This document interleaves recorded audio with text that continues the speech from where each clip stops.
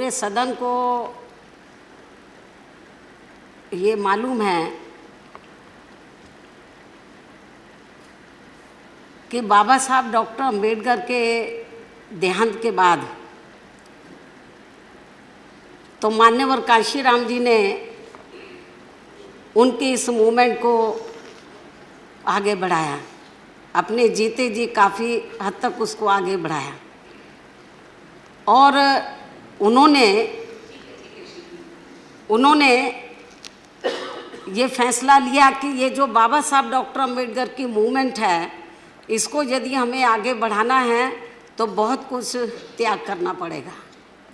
तो उन्होंने ये फैसला लिया कि मुझे अपने जीते जी अपने रिश्ते नातों को, घर परिवार को दूर रखना है, कोई गृहस्थी नहीं बनानी है।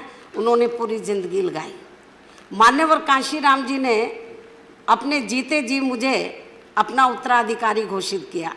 मान्यवर कांशीराम जी के जीवन संघर्ष से प्रेरणा लेकर, बाबा साहब डॉक्टर अंबेडकर के जीवन संघर्ष से प्रेरणा लेकर तो मैंने अपनी पूरी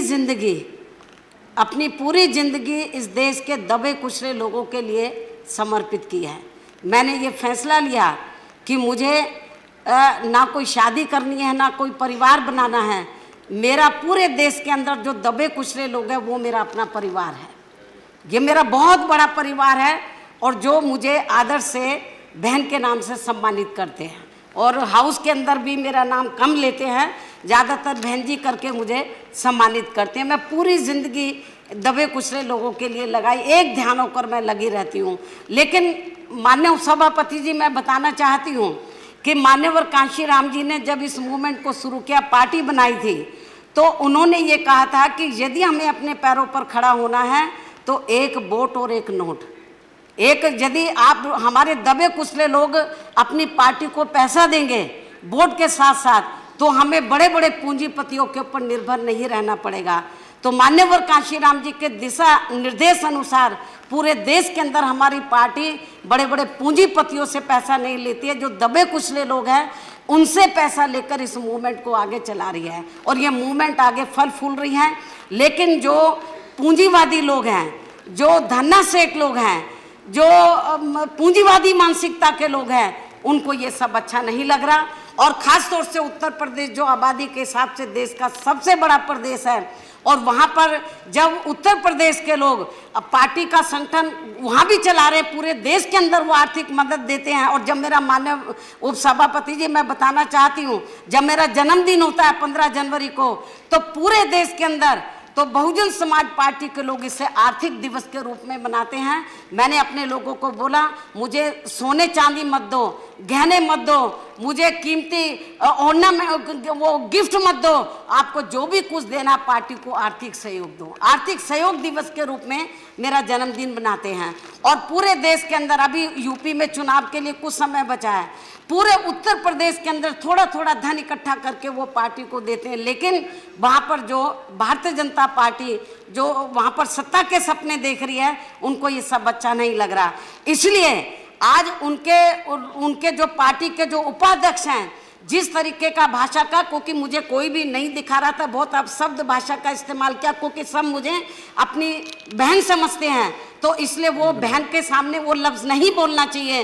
मैं उनका आदर सम्मान करती हूँ, अपने सभी भाइयों का जो हाउस के अंदर है, मैं उनका कदर करती हूँ। तो मैं समझ गई कि वो ऐसी भाषा का इस्तेमाल किया है जो मेरे संज्ञान में नहीं लाना चाहते।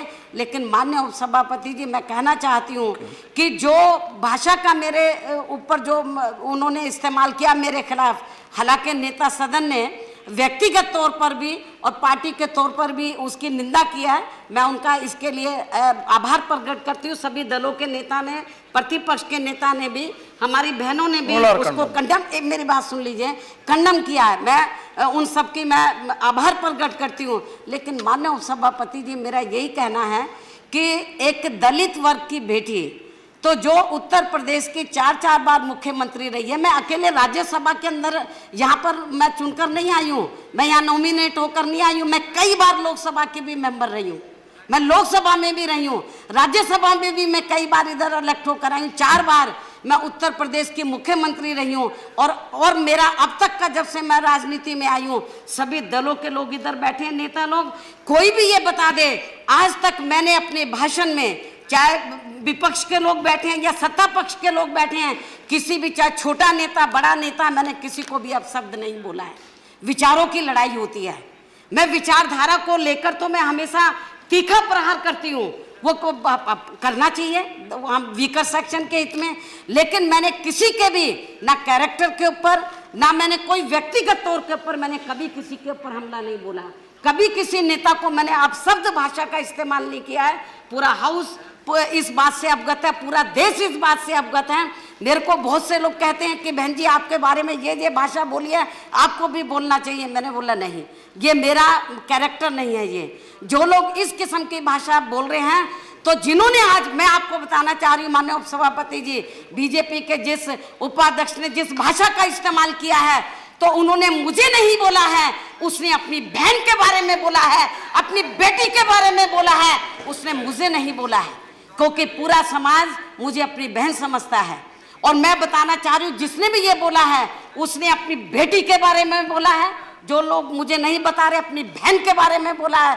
और ये जो उसने शब्द का इस्तेमाल किया है, तो पूरा देश मेरे ख्याल बीजेपी को कभी माफ नहीं करेगा, क्योंकि जो, और दलित वर्ग के लोग, ये तो सोचना चाहिए था बीजेपी के उपाध्यक्ष को, एक तरफ गुजरात में आग लगी हुई है, अभी वहां पे मामला ठंडा नहीं हुआ है, दलित वर्ग के लोग कितने दुखी हैं, किस तरीके से उनका उत्पीड़न किया गया गुजरात के अंदर। और इतना नहीं, मुझे तो लग रहा था जब केंद्र में, एक मिनट, जब बीजेपी के नेतृत्व में सरकार बनी थी, जब इस सरकार के एक मंत्री ने कहा था कि दलितों को जानवरों की संज्ञा तक दे दी थी, उनको कुत्तों तक कह दिया था, लेकिन इस सरकार ने उस मंत्री को नहीं हटाया, मंत्री आज तक भी बना हुआ है। तो tomorrow we are having discussion on that. Bharatiya Janata party और उनकी सरकार को ये tomorrow we are tomorrow we have discussion on that. एक minute, we are discussing that tomorrow. आगे बढ़ना है, आप लोगों को दलितों का मान सम्मान का ध्यान रखना है। तो मैं समझती हूँ कि इस किस्म के लोगों के ऊपर आपको लगाम लगानी चाहिए। और बीजेपी के उपाध्यक्ष ने जो इस किस्म की भाषा बोली है, उसने मुझे नहीं बोला है, अपनी बेटी को बोला, अपनी माँ को बोला है, कुमारी जी, हम सबकी भावनाओं के साथ हैं। प्लीज कुमारी जी, ठीक है, और इसलिए इस मुद्दे को लेकर पूरे अभी बैठिए, बवाल मचता है। अभी बैठिए, tomorrow we will discuss. Bharatiya Janata party जिम्मेदार tomorrow Dalit issue we are discussing. कि जैसा अभी कि ठीक है, हाउस के सभी मान्य नेताओं ने ये कहा है कि निंदा प्रस्ताव उसको, मेरे ख्याल उसको एक्सेप्ट करना चाहिए। everybody has condemned. और मेरे ख्याल ये ठीक नहीं है। और आज उन्होंने मुझे बोला है, हमारी और बहन बेटियां हैं उनके बारे में बोलेंगे, दलित का सवाल नहीं है। आज एक दलित के, मैं पार्टी के नेशनल प्रेसिडेंट हूँ, कई बार मैं लोकसभा की सदस्य चुनकर आई हूँ, राज्यसभा की रही हूँ, और मैं 10 सवाल दलित के साथ साथ एक महिला का भी आज मेरे बारे में बोला है। कल को अपर कास्ट की महिलाएं हैं, बैकवर्ड क्लास की महिलाएं हैं, और समाज की माइनॉरिटीज की महिलाएं हैं, उनके बारे में इस किस्म की भाषा का इस्तेमाल करेंगे, क्या ये बर्दाश्त करने लायक है? मैं समझती हूँ केवल खेद प्रकट करने से काम नहीं चलेगा।